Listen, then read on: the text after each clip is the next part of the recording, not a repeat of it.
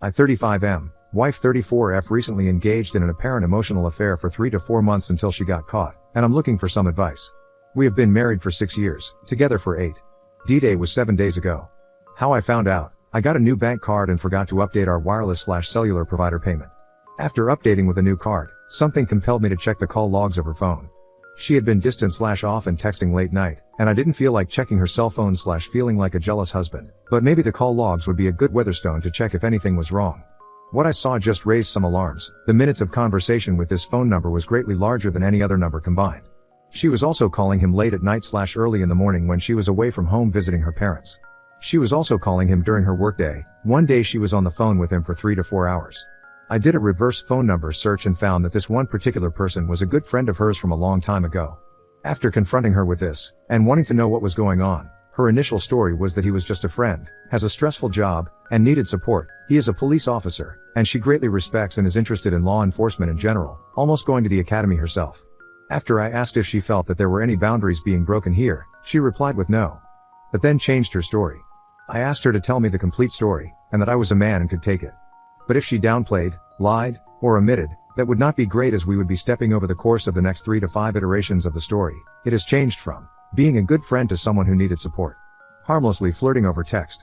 Sharing an I love you over text message. Digital flirty messages over text and telling fantasies, with her just listening. Sharing semi-bare pictures over text message. Picture of her in inners in a sexy pose. My wife and him planning on her leaving me and moving in with him. They never met physically to hook up. However, he did bring her coffee at her workplace, and they did meet at a gas station. During her self-disclosure, she constantly downplayed by using the "it just happened. I had no intention of this getting this far, and it was stupid." She also tried to deflect and lay blame, accusing me of cheating/having a relationship with someone online. Not true, although I did watch pornography. Unfortunately, she has chosen to delete all text messages, so there is no proof. She tried to restore the messages, but they were not being saved into iCloud. She is working on writing down a timeline of what has happened. I asked her if she loved this man, and she said she did not. It was an escapist fantasy. They talked about how I was emotionally unavailable, and that I would rather be watching movies/in front of a computer screen instead of spending time with my wife. I have been suffering from depression for a while, and feel like this is an unhealthy behavior on my part. I was also withdrawn and snappy with my wife. When I went to leave to gain some space/time to think, my wife physically confronted me and did not let me leave to clear my head. She then proceeded to threaten to slaughter herself, taking a loaded gun and pointing it to her head. She said that she didn't want to live a life without me, and that I would get everything in the divorce if she slaughtered herself. I called her father before I left for work that day, saying that I was worried about her physical safety, and that I don't think me calling off work to deal with it would be appropriate, considering it would be like throwing fuel into a fire. We had dinner, and his take on it is that we should move and just reset by renewing our vows, wiping the entire slate clean. When he left, she then drafted some melange notes to me and her family members, not going into particulars, but saying that she was at fault. The why she provided, she needed to feel validated and beautiful, and I was not providing that. She also wanted to be listened to and heard. I believe that I have been emotionally detached, and I own that. I do want to believe her, that it may not have been physical, but I don't think I will never know for sure. I reached out to the AP via text message and said that I was not angry at him. I didn't marry him, I married my wife. He has since blocked my wife from calling/texting. She tried to reach him while I was in the room on speakerphone. I am interested in getting his side of the story, as there are no text messages to confirm. Since then, my wife has been bargaining/wanting me to sleep in the same room with her. She has been initiating sex, and truth be told, it is amazing. We've done things we have never done before in 6 years of marriage. However, part of me is feeling like I'm not getting the full story. I wish she had told me everything up front, and I still have a nagging feeling that I still do not know everything. My worst fear, this is all theatrics and smokescreen, and I still don't know the full story because she has consistently lied/omitted some things that she felt would hurt me to hear. Any new discovery, if I plan on reconciling, would be a fresh wound and start back at stage 0, as my trust in her has completely vanished. I don't want to be an amateur NSA agent tracking down my wife to keep her honest. Any impartial third-party advice would be helpful. I know that in some part, my actions may have driven her to this result. Update 1. I've arranged for the firearms to be stored off premises until this thing de-escalates. I will be doing this when she is out of the house, so today during her work shift. We had some talks. She is willing to take a polygraph and she swears it was never physical. She acknowledges that what she shared and talked about was wrong. Her timeline of events. 1. They went to the same HS together and used to work together. They used to talk somewhat frequently, but never about romance/sex. He has always had a thing for her apparently. She never found him attractive, but respected him a lot because of what he ended up doing professionally and seems to be in love with the idea of a cop. I apparently met him once. He's extremely short and not as attractive. 2. Meeting 1 at the gas station. This took place before they ever started this engagement/talking, and they caught up. This is what sparked the affair taking place. 3. They shared their first I love you when he mentioned how bad of a day he was having, how difficult his job was, and how he was thinking about destroying himself. He said it first. 4. She increasingly called him. Looking at the logs, she was calling him for 2 to 3 hours during her workday. Also calling on the weekends/evenings. 5. They had gradually began increasing their call volume/texting volume over time. He would spout crap like wanting to see her bare, wanting to give her a BJ with glasses, wanting to bend her over the police cruiser. Her words are that she didn't participate as much, but also didn't stop it. 6. She sent him pictures of herself, some random photos fully clothed, a couple of photos from her family's house where she was helping deal with her recently deceased grandmother's belongings and babysitting our nephew. She sent pictures of our nephew to him. One day when he was having a bad day, she sent a picture of her shirt pushed up and her inner showing to him to cheer him up. 7. Meeting 2. He met at her workplace to bring her coffee. 8. The final contact with him is he knows, and we need to end this. She is saying that it never got physical, and that she had no desire to get to that point. From my POV, there is no way of knowing. She still hasn't finished writing the timeline, but it is already 6 pages longhand. I've come to accept that I may never know, and that I have to prepare myself for that, and for in the future if she decides to do this again. I think we had a mini breakthrough today, when after a long day yesterday, I had neglected to put my laundry in the basket, instead laid it on the floor besides the bed. She was extremely snappy with me, and I said I'm sorry, but there are 1,000 ways you could have brought that up. Why did you choose to escalate that badly over laundry? I discussed with her that maybe this is why I had the habit of hiding out in the man cave. Over the last year or so, a lot of these little interactions have probably caused me to be avoidant because they are not positive interactions. She paused to think, and I think a light bulb came on. She still will not let me leave or have space. I've been trying to sleep in separate rooms because, 1. She's ovulating and 2. I need time to process these emotions, events, and plan. I am not making any rash decisions in the next 30 days, and I am preparing myself for the worst. We have some scheduled therapist appointments. One thing about being a BS, how best to handle the plans we had before D-Day. 1. Our anniversary is coming up in a week or 2. I had scheduled a fancy night out with my wife. Still good to go? 2. Her birthday is also coming up very soon and I had made plans/gifts. 3. She has a camping trip planned with her family and she wants me to go. 4. We have family vacation, her family, coming up. Is it wise to go, or would I feel like I'd be sold a crap sandwich during this time? I want to leave the door to reconciliation open, but also want to protect myself right now. At this moment, I feel like I'm carrying the burden by arranging the weapons to be stored offsite and caring about my wife's mental well-being. I don't want to do anything rash until she gets the help she needs. Update 2. I ordered the Not Just Friends book. She has agreed to not contact him. She ended it with a phone call saying that it is over. He is also blocking her, I don't know why. She agreed to tell me immediately if he reaches out or shows up at her workplace. We're still in the process of this, she is still putting the timeline together. She is focusing on the content of the messages and phone conversations, but not the meaning behind them/where her headspace is. I know I was getting complacent. I also harbored some resentment with her running up credit card debts earlier in the marriage without telling me. To this end, I was becoming emotionally unavailable and pursuing some not so healthy habits. I felt like we were not going in the same direction, and instead of having those difficult conversations, I chose to isolate myself or distract myself with work, video games, YouTube, and crap. At the end of the day, I still don't know what I'm going to do, but I'm committed to not making any major decisions in the near term. My wife is undergoing intensive outpatient therapy, so I feel like my decision may be delayed. My priorities now are my wife's health and safety, as well as my own, and figuring out what I want to do, observing my wife's behavior, and finding out what this other relationship meant to her and whether she genuinely wants to reconcile, or is too afraid to separate. Update 3. She has read the book about Not Just Friends, and even completed more modules than I have on the 7-day affair recovery bootcamp, where they discuss how important it is to disclose everything that happened.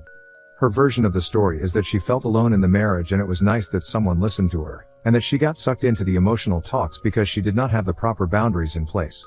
We celebrated her B-Day with a small celebration. I had already bought her a present. She decided not to go camping. She wanted to be physically present while we were talking through things, going through the boot camp, and reading the Not Just Friends book. We did go out for our anniversary because the food is excellent and reservations are hard to come by. She suggested going to Victoria's Secret for me to pick something sexy out for her, but I declined. It was very bittersweet. I feel heavily conflicted, and I wonder if this is normal. At one end, I still love her and do want to work things through. Sometimes it seems like she is making a genuine effort in building back the trust. However, there are little happenstances where I ask for her phone and there is some resistance to her surrendering it. Invasive thoughts about her actually not cutting off contact with the AP. When I had looked through her phone, I noticed that she had Instagram and was still friends with the AP, and reached out to talk. She did this without informing me about it. AP has remained silent, or so it seems, so I don't think I'm getting any information from him. Even if I did, I wonder if he would be honest/truthful about the matter, as he has a lot to lose in this. Part of me wants to pack up and leave, and go through the divorce process. I feel unattractive to my wife, and I don't want to go through with a marriage where this happens again. She attests that it will not, but I feel like I don't know everything that happened, nor do I understand what caused my wife to pursue this AP like a puppy dog. She asserts it was one-sided and they mainly talked about work and life in general, but the call logs show her calling him a lot. Is it normal for the BS to be somewhat ambivalent? What are things I can do to get assurance that this won't happen again, with this AP, or a year/2 down the road? Forgive my wife so that I can move on from this? I feel like she hasn't had a taste of consequences. In fact, it seems that I am becoming a better husband to her, which is good overall, I think. Is this a common stumbling block where the BS just has to eat it? How do I determine if this is true remorse? Update 4. One thing that was concerning me, and I don't know if I am justified in thinking this, but I want to know the content of those messages. I've tried various recovery software and it seems like there is no way to recover if the phone was reset from an iCloud backup. She freaks out every time I try and becomes apprehensive when I attempt to recover them, even though they fail. I think it could be that it progressed further than her letting on. They physically met up/had sex multiple times. She was more passionate than leading on, sending more photos/vids. She said disparaging things about me/our marriage that she doesn't want me to see. Still in contact. Neither of these options are good. I think she's just beginning to realize the pain. For instance, when I get angry or flooded, I try to take some time away, and I say that I'm taking some time to cool off. She is big on physical touch, so she reaches out to hold my hand, rub the back of my head, or hug during these moments. She does ask what she can do to help, so I think we're both just figuring out what that looks like. Her story was that she wanted to reach out to see if he had time to talk with me and send the message logs that they both shared. I had discussed this with her prior, and even reached out to the AP directly, but AP was non-responsive. She texted/called him in front of me, but didn't do the IG chat in front of me, as I didn't know they were IG friends at the time. I've been adjusting to the changes and working with my individual counselor, as well as seeing our marriage counselor regularly, not without some hiccups. We went on the planned vacation, but sometimes I felt like such a chump. I feel like I'm betraying myself/my integrity, but we did have some good times. Sometimes I look back and spiral. It was so bad one day that I wanted to book a flight and leave mid-vacation. What the hell am I doing? This person 2 months ago was texting/calling another man daily, participating in sexual texts, sending photographs, and lied about the entire thing until I dragged it out of her. And here we are going on vacation together like nothing happened. She has allowed me access to her computer and phone on demand. She has installed the Life 360 app so we know where each other are at all times.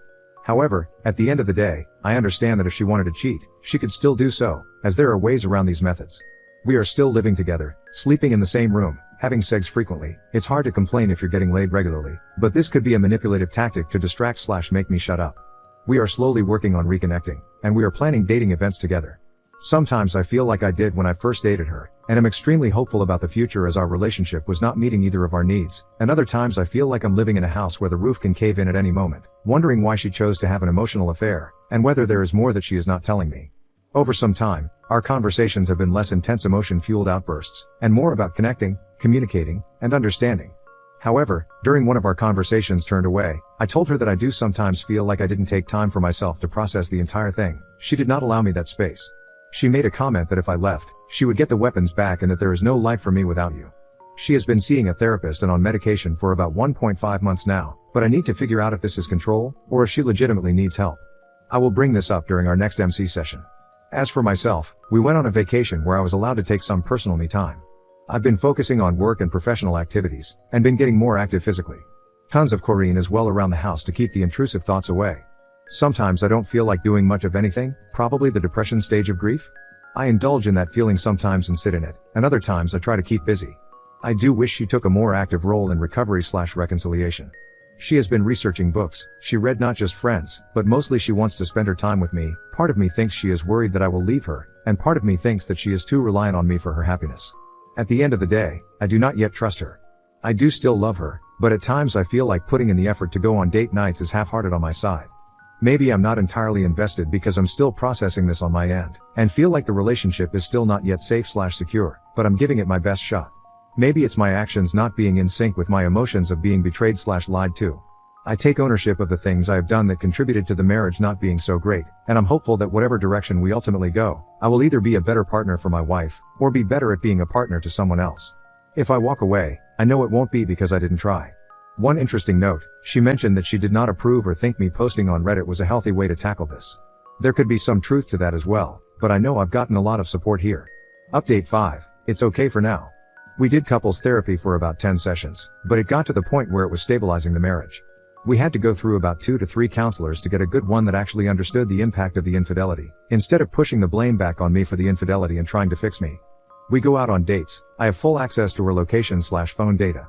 She doesn't blame me anymore for what happened, but instead says how sorry she is.